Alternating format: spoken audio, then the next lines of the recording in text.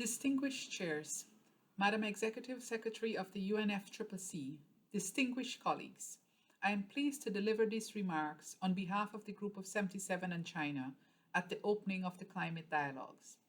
I highly commend the Executive Secretary and the SBSTA and SBI chairs for their foresight in arranging this series of dialogues, which seek to build on the work of the June momentum in advancing the implementation of the activities mandated for 2020. The climate dialogues could not be timelier. We are poised on a precipice and much is at stake as climate change continues to carve a destructive path across the globe.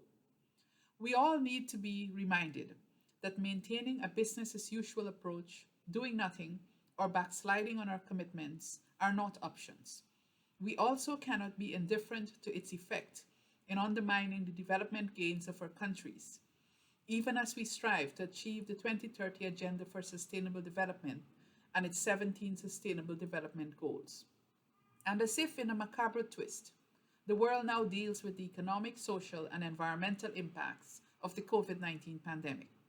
Now more than ever, we must come together to fashion solutions that go beyond narrow national interests and build the future we want for people, planet, and prosperity.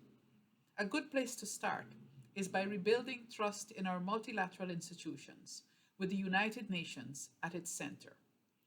Distinguished colleagues, the G77 and China shares the view that with strong and deliberate policy choices and the provision of financial and technological resources, it is possible to stabilize greenhouse gases and decarbonize our economies. At our recent annual meeting, ministers emphasized that developed countries must continue to take the key leading role on mitigation by undertaking and increasing economy-wide absolute emission reduction targets for their pledges and national determined contributions. In this regard, adequate capacity building, transfer of technology, and financing support for developing countries according to historic responsibilities and common but differentiated responsibilities are critical and should be based on and respond to national needs while fostering country ownership. For many developing countries, access to finance continues to be the major stumbling block. We call on all partners to live up to the annual pledge of $100 billion by 2020 to tackle the climate change challenge. Furthermore, additional and scaled up finance that is secure, predictable, and sustainable is crucial for developing countries in the post-2020 context. Much work remains to be done in the lead up to COP26.